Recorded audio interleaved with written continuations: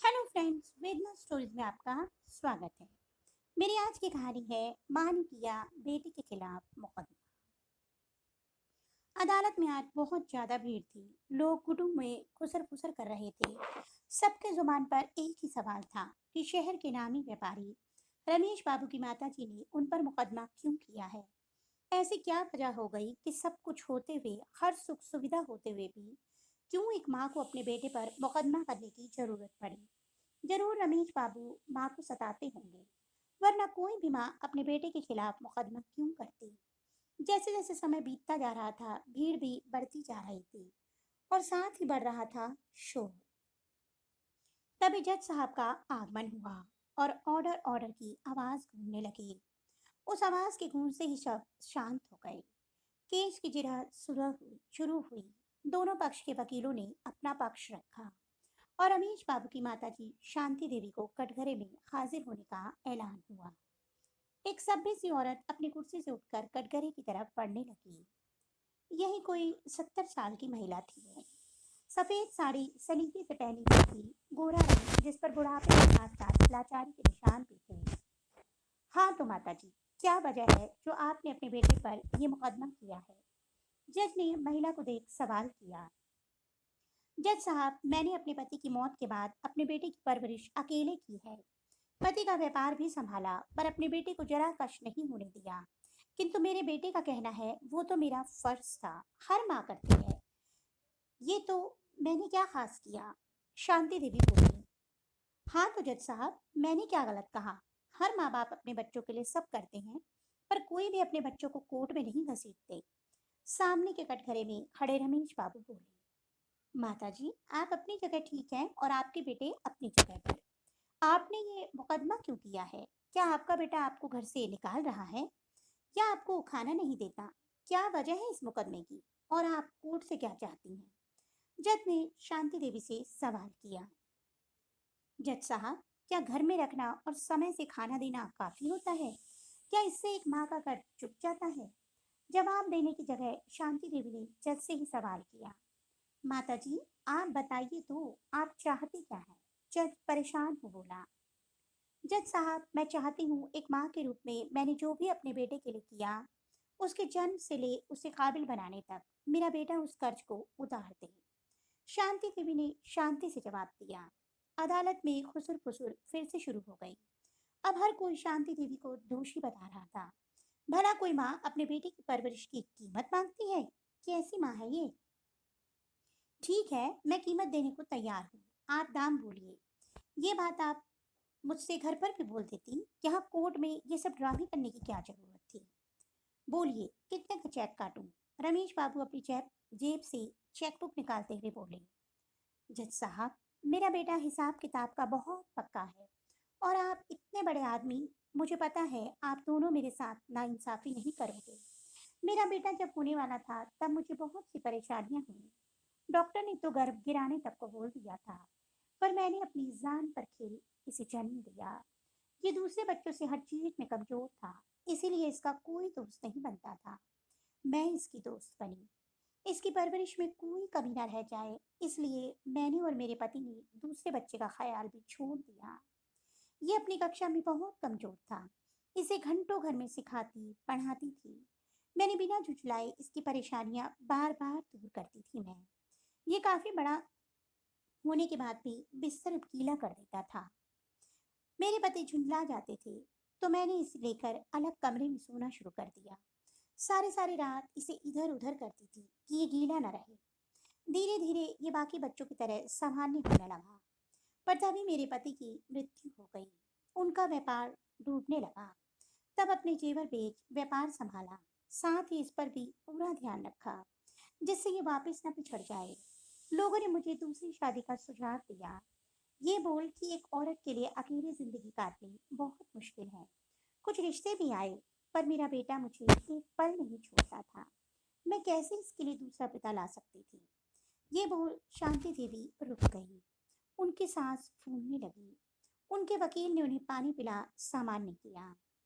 बाहर कुछ लोगों की गंदी नजरें सहती, घर आ बेटे के सामने सामान्य बनी रहती। रात को जब ये सो जाता तब चुपचाप आंसू बहाती। कितनी बार खुद को बेटे सहित खत्म करने का विचार आया, पर एक माँ ऐसा कैसे कर सकती थी? रोज मरती, हर रोज अपनी संतान के लिए खुद को जिंदा करती हुई समय गुजारने लगी कि एक दिन बेटा बड़ा होगा तो सब ठीक होगा। बड़े होते ही इसने अपनी पसंद की लड़की से शादी कर ली। धीरे धीरे सारा व्यापार इसी शौक में निश्चिंत होने लगी कि अब पोते पोतियों को खिलाते हुए चैन से बुढ़ापा काटूंगी। पर ये बोल शांति देवी ने लंबी सांस ली। पर क्या माता जी? जज ने उत्सुकता से पूछा। पर इसकी पत्नी यानी मेरी बहू को मेरा घर में रहना ही नहीं सुहाता था। वो बच्चों को क्या खिलाने देती? मुझे धीरे धीरे मुझे घर के पिछवाड़े की एक कोठरी दे दी गई, जहाँ नौकरानी मेरे लिए खाना दे जाती थी। मैंने बेटे से कहा मुझे यहाँ नहीं सबके साथ रहना है, तो इसने यही कहा, सविता को तुम्हारा घर रहना पसंद नहीं, उसे बंदिशें लगती हैं। वो नहीं चाहती कि तुम उसकी सहेलियों या रिश्तेदारों के सामने आओ, इसीलिए तुम यहीं रहो। मैं इसमें भी तैयार हो गई, पर इससे कहा कि कम से कम तू मेरे पास कुछ पल को आ जाया कर। तो जज साहब, इसने पता है क्या कहा? कि मैं तुम्हें पालूं या तुम्हारे पास आकर बैठूं। एक माँ पर क्या बीती होगी? जज साहब, सोचिए आप। मैंने इसकी हर जरूरत को पूरा करने के साथ साथ इसे भी पूरा वक्त दिया, और अब ये मुझे ऐसे कहता है? ये बोल शांति देवी रोने लगी। माता जी, आपके बेटे ने जो किया आपके साथ वो गलत है, पर इसके लिए शायद कानून में कोई सजा नहीं है। जज साहब बोले। मुझे सजा दिलानी भी नहीं बेटा। जिस बेटे को सारी दुनिया के ताने सुन बड़ा किया, उसे मैं कैसे सजा दिला सकती हूँ? शांति देवी बोली। फिर आपको क्या चाहिए? अपने बेटे से क्या कीमत है आपके कर्ज की? जज बहुत असमंजस में था। साहब, मेरे कर्ज की कीमत है एक कप चाय। शांति देवी बोली। क्या?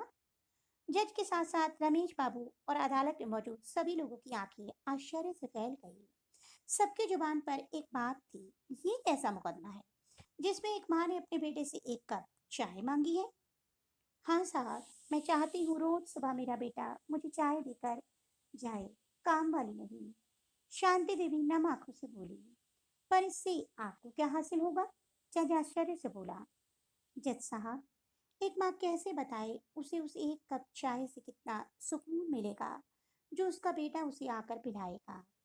इस बहाने कम से कम मैं रोज बेटे को तो देख पाऊंगी, वरना तो महीनों ये मेरे पास आता नहीं। उस एक कप चाय के बदले मैं अपने बेटे के सिर पर हाथ रख उसे आशीर्वाद तो दे पाऊंगी। इसी बहाने उसे छू कर भी देख लूंगी। उस एक कप के बहाने कम से कम मेरा बेटा ये तो देख लेगा, मैं जिंदा भी हूँ या उसकी बात जोती चली गई। शांति देवी ने नम आंखों से कहा। शांति देवी की बात सुनकर अदालत में हर एक की आंखें नम हो गई, क्योंकि कहीं ना कहीं सब जिंदगी की जद्दोजहद में अपने बूढ़े माँ बाप को सबसे ज्यादा नजरअंदाज करते हैं। सभी अपनी अपनी आंखें पोंछने लगे। उन सभी में जज साहब भी थे। तभी वहां एक आवाज हिचकियां ले रोने की गूंजी। सबके सब उस दिशा में देखने लगे। रमेश बाबू कटघरे में बैठे जोर जोर से रो रहे थे। शांति देवी अपने कटघरे से निकल बेटे के पास पहुंची और उसका सिर हिलाते हुए बोली, लगता है ज्यादा कीमत मांग ली मैंने अपने बेटे से, जिसे देने में वो असमर्थ है। नहीं माँ, मुझे माफ कर दो। तेरे किसी कर्ज को चुकाने की मेरी औकात नहीं। मेरी क्या, किसी बेटे की औकात नहीं है। पर तू मुझसे बदले में बहुत कम चाह रही है। अब तेरा ये बेटा सिर्फ तेरे लिए चाय लाएगा ही नहीं, तेरे साथ पिएगा भी, खाना भी खाएगा, क्योंकि अब तू घर के पिछवाड़े में नहीं, हम सब के साथ हमारे घर में रहेगी, हमारे साथ खाएगी पिएगी। रमेश बाबू माँ के कदमों से लिपट कर जोर जोर से रोते हुए बोले, ना मेरे बच्चे, रो मत। मैं तो बस तुझे देखना चाहती हूँ। समय का कुछ नहीं पता, मैं आज हूँ कल नहीं। इस हसरत के साथ नहीं मरना चाहती मैं कि बेटे को देख कितने दिन हो गए, बल्कि मरते वक्त मैं एक सुकून के साथ मरना चाहती हूँ। शांति देवी बेटे को सीने से लगाते हुए बोली। अब पूरी अदालत में सिर्फ सिसकियां गूंज रही थी। जज साहब को अब फैसला सुनाने की जरूरत ही नहीं थी, क्योंकि दोनों पक्षों में समझौता जो हो गया था। अब तो उन्हें घर भागने की जल्दी थी, क्योंकि उनकी माँ भी न जाने कितने दिनों से उनका चेहरा देखने को तरस रही थी। तो दोस्तों, आपको मेरी कहानी कैसी लगी? कमेंट बॉक्स में अवश्य बताइएगा। अगर आपको मेरी कहानी अच्छी लगी तो मेरी कहानी को लाइक कीजिए और चैनल को सब्सक्राइब करना मत भूलिए। जल्द ही एक नई कहानी के साथ मिलूंगी, तब तक के लिए बाय बाय।